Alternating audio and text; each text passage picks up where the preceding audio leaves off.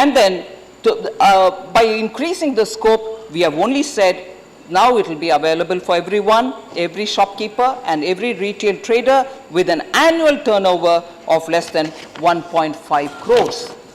Further, we are also saying that the government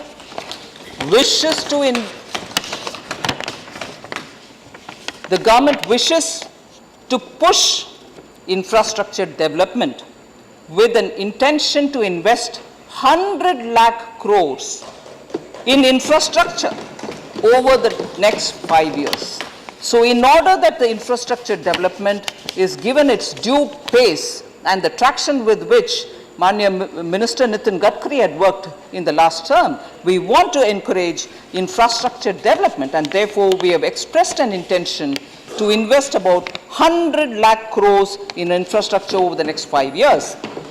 Again, in order that the scheme for funding of upgradation and regeneration of traditional industries, we have said that we shall start to facilitate cluster-based development to make the traditional industries become more productive, more profitable, and also become capable of generating sustained employment opportunities. We have also very clearly taken a pro-growth measure by reducing the customs duty on certain raw materials and capital goods. And to further promote domestic manufacturing, allowing one woman in every SHG for a loan of up to 1 lakh in the Mudra scheme. So it's important when all of us are repeatedly expressing, and rightly at that, expressing our concern about the farmers, it is important to note that the government has expanded the cash transfer scheme under the PM Kisan, providing an income support of 6,000 rupees per farmer per year. And this is now extended to all farmers, whilst earlier we had suggested that this will be applicable only for farmers with 2 hectare land or lower. Now it's applicable to all the farmers, and therefore it's important to know that we have not forgotten the issue. This is one among them of attending to the farmers' requirement. Further, to give focused attention to issues of growth, the government has constituted a 5-member committee at the Cabinet Committee on Investment and Growth, and that is chaired by the Honorable Prime Minister.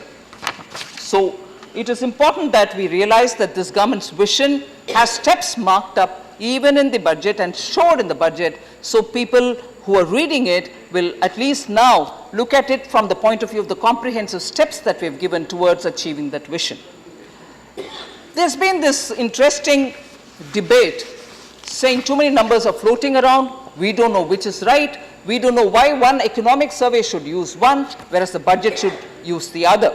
I'd like to state before you, Honorable Chairman, sir, that the details or the statistics or the numbers which are given in the economic survey or in the budget are all authentic. But if only we can understand the context, I'll take a few minutes specifically on this issue. The growth rate of nominal GDP for 2019-20 in the budget document, has been projected at 12% over the advanced nominal GDP estimates of 188,40,731 crore for 2018-19. The advance estimates of 2018-19 were released on 7th January 2019. The date is important, 7th January 2019. Now go over to the next. The growth rate of nominal GDP for the year 2019-20 in the economic survey, as different from the budget, economic survey has been projected at 11% over the provisional nominal GDP estimate of 190,10,164 crores for 2018-19. The provisional estimates of 18-19 were released on 31st May 2019. Date, that was January, this is May. Both the projections are consistent with each other, as each of them project the nominal GDP of 211 lakhs 607 crores for 2019 and 20. This is because, as compared to the economic survey, the higher GDP growth rate of 12% projected in the budget documents for 2019-20 is on a lower GDP base for 2018-19. So when you kept yourself on a lower GDP rate, obviously the figure will differ. A lower GDP base for 2018-19, I'm explaining as to why the budget used that figure. The lower GDP base for 2018-19 has been used in the budget documents as the same GDP base was used in the interim budget of 2019-20, presented in January 2019. Using the same GDP base ensures comparability of deficit ratios projected for 2019-20 in both the interim and the July budget. So for keeping comparison easier, like with like comparison to happen, budget documents have used those projections rather than the provisional estimates. So that explains why the figures were slightly different in economic survey, right in its own capacity, different from budget figures, right in their own capacity, all of which are authentic in their own way. So I hope this dispels the doubts people had about too many numbers floating around.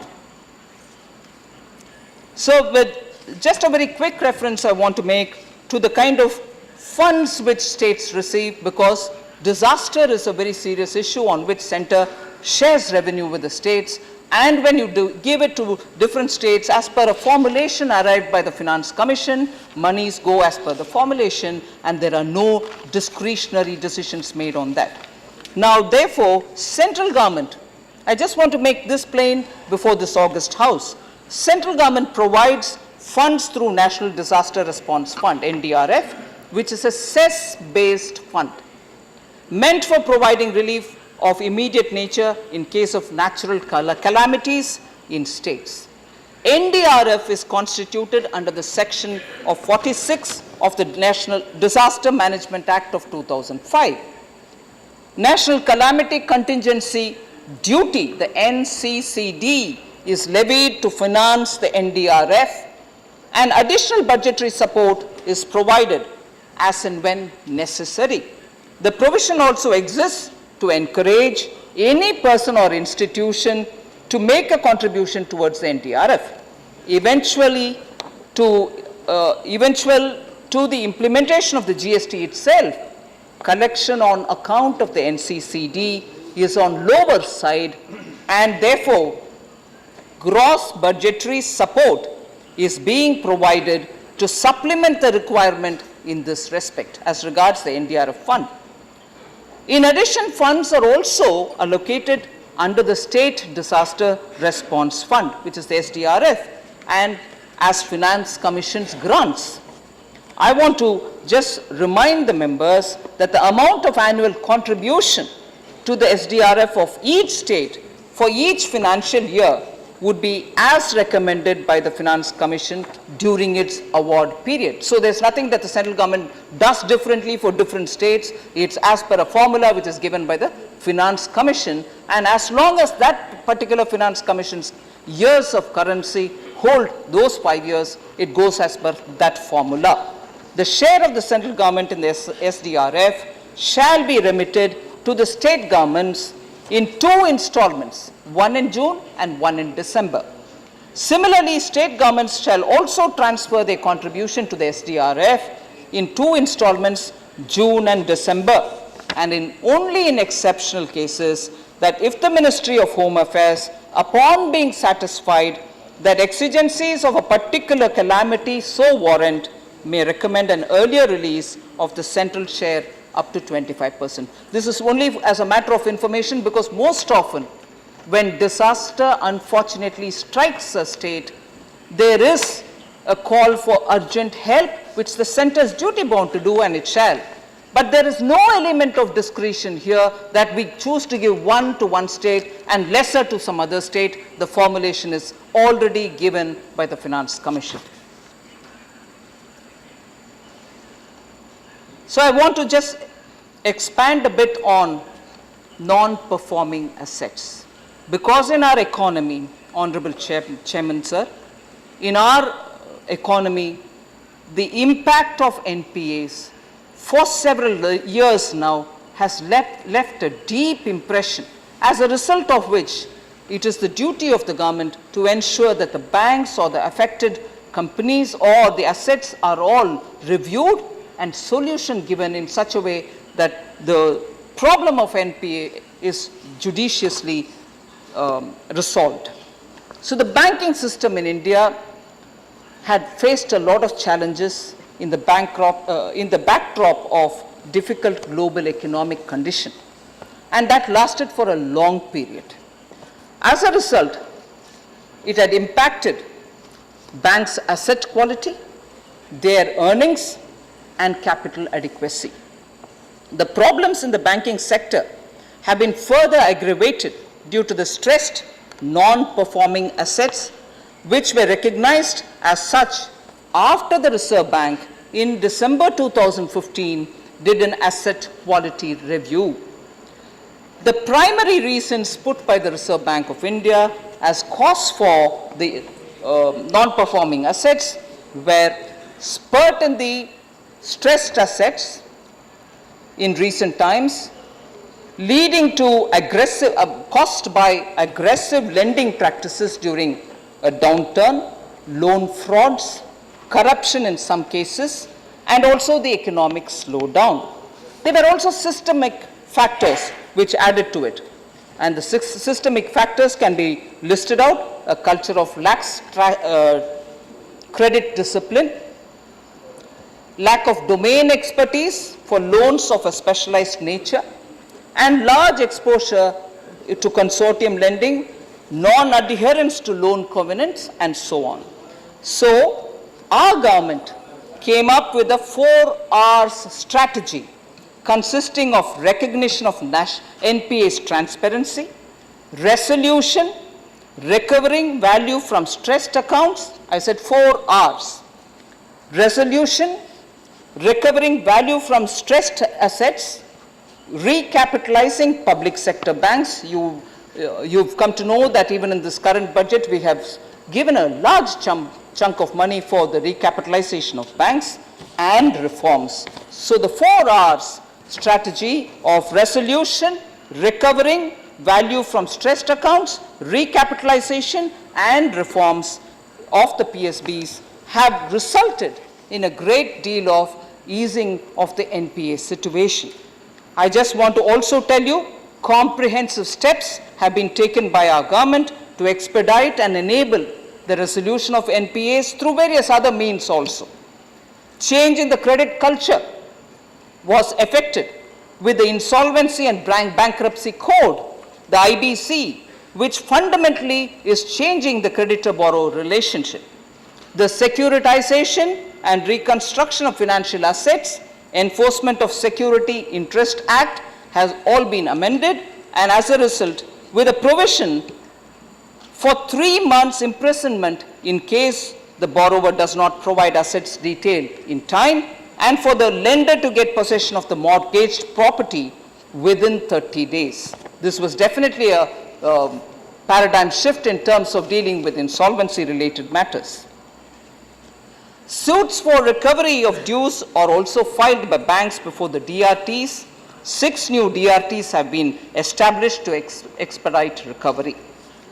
Over the last 5 years, and this is important, I draw the attention of the members through you, Honorable Chairman, over the last 5 years, financial years, PSBs were recapitalized to the extent of 3,19,497 crores. That's the extent to which we have extended recapitalization, with an infusion of 2,52,987 rupees by 87 crores of rupees by the government, and mobilization of over 66,510 crores by the PSBs themselves. So the NPA issue is being comprehensively addressed by the government. So I move over to talking about agriculture. I've had quite a lot of members speak rightly about the concerns in agriculture. I want to say that the measures that the government has taken are not just on one particular issue of giving them some kind of a supportive income, but a large canvas of reforms which will help the recovery of agriculture as a sector. Our farmers have actually faced a lot of difficulties, but this government has ensured that we support the farmer through various different measures.